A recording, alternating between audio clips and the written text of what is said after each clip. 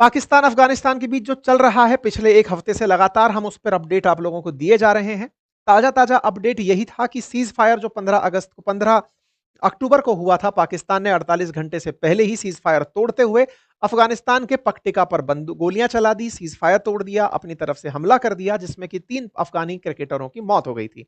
हमने इस पर आपको सेशन के अंदर जानकारी दी थी और बताया था कि पाकिस्तान के द्वारा इस पूरी घटना के लिए भारत को जिम्मेदार ठहराया गया, यह कहते हुए कि अफगानिस्तान भारत का प्रॉक्सी बनकर काम कर रहा है, यानी कि इंडियंस जबरदस्ती उनके माध्यम से हमको नुकसान पहुंचवाने का प्रयास कर रहे हैं। Taliban is being sponsored by Delhi, ऐसा पाकिस्तान के द्वारा हम पर ब्लेम किया गया।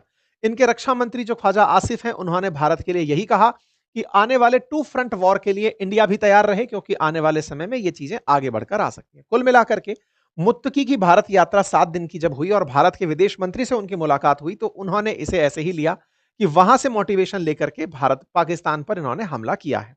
रक्षा मंत्री ने साफ साफ आरोप लगाया पाकिस्तान की तरफ से कि तालिबान के फैसले अब दिल्ली से हो रहे हैं। अपने मीडिया में इनके ये बयान काफी ज्यादा चर्चा में है। रक्षा मंत्री के बयान के बाद में यहां के सो कॉल्ड जो फील्ड मार्शल हैं, उनका बयान निकल कर आता है और वो कहते हैं कि पाकिस्तान आर्मी चीफ ने कहा है कि इंडिया डिसिसिव रेस्पॉन्स के लिए तैयार रहे अगर वो कोई ऐसा उकसावे का काम करती है। मतलब पाकिस्तान के पास ऐसे हथियार हैं जो भारत में कहीं भी जाकर हमला कर सकते हैं, और भारत ये गलतफहमी ना पाल ले कि वो बहुत बड़ा है तो इसलिए महफूज है। नहीं, जल्द खत्म हो जाएगा, उसकी इस तरह की चीजों को नहीं सोचना चाहिए, और परमाणु शक्ति वाले माहौल में इस तरह जंग के माहौल नहीं होने चाहिए। आसिम मुनीर का यह बयान आपको भी सुनना चाहिए। Decisive blow to the adversary. Should a fresh wave of hostilities be triggered, Pakistan would respond much beyond the expectations of the initiators. With diminishing distinction between combat and communication zones, the reach and lethality of our weapon systems will shatter the misconceived immunity of India's geographic vastness. The deeply hurting retributive military and economic losses inflicted will be much beyond the imagination and calculations of the perpetrators of chaos and instability. I advise and firmly caution. इन्होंने अपनी फर्जी बातें फेंकते फेंकते पुराने दावे फिर से दोहराए, जिसमें इनका कहना था कि ऑपरेशन बुनियान उन मारसूज जिसके अंदर भारत ने जब ऑपरेशन सिंदूर चलाया था, जिसके बदले में इन्होंने चलाया, इनके अनुसार पाकिस्तान वो जीता था। पाकिस्तान की जितनी भी हारें हुई हैं, जिसमें 93,000 सैनिक जो इनके सरेंडर भारत के सामने किए थे, उसको ये लोग भूल चुके हैं। चाहे कारगिल की हार हुई हो, उसे भूल चुके हैं, 65 के जंग को भूल चुके हैं, और कुल मिलाकर उन्हें ऐसा लगता है कि ऑपरेशन सिंदूर में खुद की रक्षा करके और आतंकियों को मरने से बचाने कर इन्होंने जो आत्मरक्षा की, वो इन्होंने भारत को हराने जैसा काम किया है। और इस तरह के इनके बयान, जिससे ये साफ दिखता है कि पाकिस्तान की फोर्सेज में कितना खोखलापन है कि आत्मरक्षा को भी ये विजय के रूप में दिखाते हैं। इनका मानना है कि पाकिस्तान ने निश्चित ही कुछ बहुत बड़ी उपलब्धि हासिल की, भारत ने इन्हें पूरी तरह से तहस नहस नहीं किया, इसका मतलब ये जीत गए। इन्होंने इस तरह से इसे सेलिब्रेट किया। आपको मालूम होगा, आसिम मुनीर लगातार भारत के विरोध में जब जब बयान देते हैं, कुछ ना कुछ इस तरह की बातें हो रही होती हैं जो वो भारत के खिलाफ प्लॉट कर रहे होते हैं। आखिरी बार जब इन्होंने इस तरह का बयान दिया था, उसके बाद पहलगाम में आतंकी हमला हुआ था, जब इन्होंने हिंदुओं के खिलाफ बहुत ज्यादा जहर उगला था। इसी कारण से भारत को ऑपरेशन सिंदूर चलाना पड़ा और इनके बहुत से ठिकानों पर एयर स्ट्राइक करने पड़ी। और उस एयर स्ट्राइक के नमूने अब इंटरनेट चिल्ला चिल्ला कर बताता है, सब जगह ये उपलब्ध है, पूरी तरह से दुनिया इस बात को मानती है। तस्वीरें उपलब्ध हैं इंटरनेट के माध्यम से, सैटेलाइट्स के माध्यम से, कि पाकिस्तान को बहुत नुकसान हुआ था। हमने इनके बहुत ही प्रोमिनेंट एरियाज, जो इनके सुरक्षित मानने वाली जगह हैं, उन सभी जगह पर इनको नुकसान पहुंचाया था। खैर, आसिम मुनीर को अपनी पाकिस्तान की जो आवाम है उसको बेवकूफ बना करके मोटिवेशन अगर ढंग का मिलता है, तो वो उस काम को बखूबी निभा रहे हैं।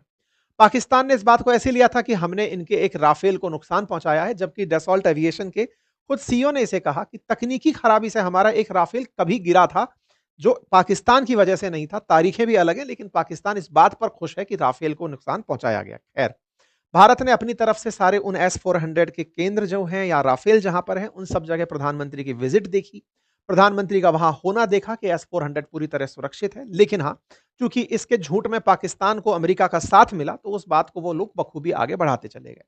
पाकिस्तान ने अपनी तरफ से जिस तरह से ट्रंप को रिश्वत दी, वो सबके सामने है। किस तरह से इन्होंने अपने यहाँ के मिनरल्स को वहां दिया, साथ ही साथ क्रिप्टो का धंधा वहां से लेकर यहां आए, वो सबके सामने है। आज भी पाकिस्तान जिस तरह की चापलूसी कर रहा है ट्रंप की, वो पब्लिक के सामने है। हाल ही में शर्म अल शेख में जिस तरह से इन्होंने पूरी शर्म उतार करके ट्रंप की जो चापलूसी की, ज्यादा गंदा शब्द है लेकिन उसको यूज ना करें, बस वो सबको पता चल रहा है कि पाकिस्तान इस समय खुद से नहीं, बाकी दुनिया भर से एक्सेप्टेंस चाहने का प्रयास कर रहा है कि हाँ, हमारी भी इज्जत है, बस उसको रिकॉग्नाइज किया जाए। हाल ही में पाकिस्तान में जिस तरह के हालात बने हुए हैं, पाकिस्तान अपनी इंटरनल इश्यूज को फिलहाल भारत पर ढाल करके चल रहा है कि भारत की वजह से सब हो रहा है। ताजा ताजा नमूना है जब अफगानिस्तान के तालिबान ने इस तरह से पाकिस्तानियों की पैंट उतरवा ली। हम लोगों ने तो खैर दुनिया भर की संधियों का ख्याल रखा था। हमने 93,000 जब सैनिकों को इनके यहां से सरेंडर करवाया तो भी उनको इज्जत से, एक तरह से जैसे इंटरनेशनल कन्वेंशंस हैं उनके थ्रू उनको रेस्पेक्ट दी थी। इन्होंने तो बहुत ज्यादा बेइज्जती कर दी बेचारों की। हालात ये हो गई कि इनकी पैंटें जो उतरी थी वो तालिबान के द्वारा सबके सामने पब्लिक कर दी गई कि देखो हमने पाकिस्तान के ये हाल कर दिए हैं। इससे इनकी खिन्नता समझ में आती है और उस खिन्नता का परिणाम भी था। लेकिन जब खिन्नता में इन्होंने इस तरह के बयान दिए तो क्या भारत चुप था क्या? मतलब भारत को बयान देना नहीं आता क्या? यार हम 140 करोड़ लोग हैं, सरकारें बयान देकर के ही बनती हैं। यहाँ पे डायलॉग बाजी ही तो है। मतलब लोकतंत्र में कौन कितनी अच्छे से बातें रख पाता है, वही तो डायलॉग है।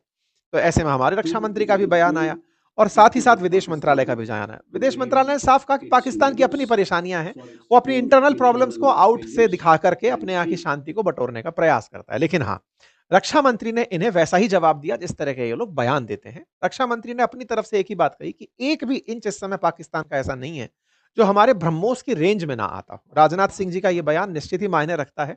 राजनाथ सिंह जी ने यह बयान दिया उस जगह से जहां ब्रह्मोस बनाई जा रही है। ब्रह्मोस इन दिनों लखनऊ में बन रही है। सीएम योगी आदित्यनाथ के साथ आपने उस क्षेत्र का दौरा किया जहां ब्रह्मोस का निर्माण हुआ है और ब्रह्मोस का मतलब कहिए तो फैक्ट्री लगी है जहां से, और यहां से अब उसकी पहली खेप रिलीज हो रही है कि चलिए अब ब्रह्मोस यहां से आगे जाएगी और यहां पर अब आने वाले समय में हम ब्रह्मोस को एक्सपोर्ट भी करेंगे। हम फिलीपींस को सबसे पहले अपनी ब्रह्मोस देने जा रहे हैं। तो वहां पर योगी आदित्यनाथ और राजनाथ सिंह जी दोनों प्रेजेंट थे और ब्रह्मोस के लिए जब संबोधन दे रहे थे उसी समय पर इन्होंने कहा कि अब हमारी ब्रह्मोस की जद में पूरा पाकिस्तान आता है। और आप सभी जानते हैं कि ब्रह्मोस का एक बार मिस फायर भी हुआ था तो पाकिस्तान वाले नहीं रोक पाए थे। अगली बार जब हमने नूर खान जैसे एयर बेसेस उड़ाए तो सब लोगों को समझ में आ गया कि ब्रह्मोस अचूक है, इसका किसी के पास में कोई भी तोड़ नहीं है। तो हमने इसको प्रोडक्शन बनाने के लिए बढ़िया से स्केल करना शुरू कर दिया है और हमारा पहला जो खेप है वो अब हमने फ्लैग ऑफ भी कर दिया है। आपको राजनाथ सिंह जी का भी बयान सुनना चाहिए। पाकिस्तान की जहां तक बात है तो अब उसकी एक एक इंच जमीन हमारी ब्रह्मोस की पहुंच में है और ऑपरेशन सिंदूर में जो हुआ वह तो सिर्फ ट्रेलर था मेरे साथियों। ऑपरेशन सिंदूर में जो हुआ वह तो केवल एक ट्रेलर था, पर उस ट्रेलर ने ही पाकिस्तान को यह एहसास दिला दिया कि अगर भारत पाकिस्तान को जन्म दे सकता है तो समय आने पर वह, अब आगे मुझे बोलने की कोई जरूरत नहीं है, आप सब खुद समझदार हैं। आपको बता दें कि फिलहाल लखनऊ के अंदर ब्रह्मोस एरोस्पेस यूनिट का उद्घाटन जो 5 महीने पहले हुआ था, वहां per unit missile integration, testing और क्वालिटी एग्जामिनेशन जैसी आधुनिक सुविधाएं उपलब्ध हैं।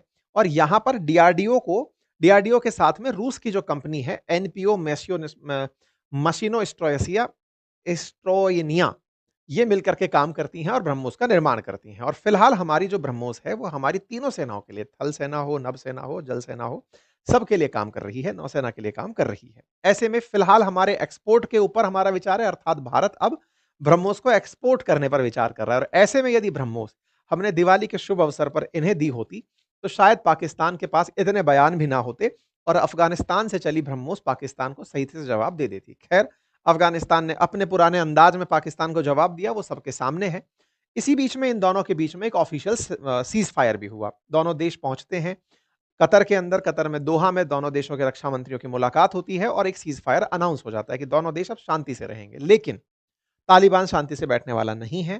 तहरीक तालिबान जो टीटीपी है, तालिबान पाकिस्तान जो है, वो आने वाले समय के अंदर पाकिस्तान में निश्चित ही बड़े हमले प्लान करेगा, ऐसा प्रतीत होता है। अब तालिबान का भी उसे समर्थन होगा, चाहे फिर वो खुले में ना हो। ऐसे में तालिबान और पाकिस्तान के बीच की सीज फायर कितने दिन चलती है, ये देखने का विषय होगा। अमेरिका इस घटनाक्रम को किस तरह से लेता है, ये पाकिस्तान के हित में है या फिर अफगानिस्तान के हित में है, या फिर ये यहां से भी कोई डील निकालकर अफगानिस्तान का फेवर कर जाते हैं, वो भी आने वाले समय में देखा जाएगा। फिलहाल के लिए पाकिस्तान को ध्यान बटाने के लिए तालिबान के रूप में एक और देश मिल गया है जहां पर वो अपना ध्यान बटाकर पब्लिक को अंगेज किए रख सकता है। भारत की तरफ से हालांकि ऑपरेशन सिंदूर 2.0 की तैयारियां पूरी तरह से हो चुकी हैं और कहा गया है कि अगर कुछ भी ऐसा होता है तो वो जबरदस्त होगा, इस बार किसी को अवसर नहीं दिया जाएगा। बाकी आप लोग इस विषय पर क्या सोचते हैं, अपनी राय जरूर दीजिएगा। ये ताजा अपडेट थे, सोचा आप तक साझा कर दिया जाए। फिलहाल के लिए इतना ही। दिवाली को बहुत ही हर्षोल्लास उल्लास के साथ परिवारजनों के साथ आप सेलिब्रेट करें।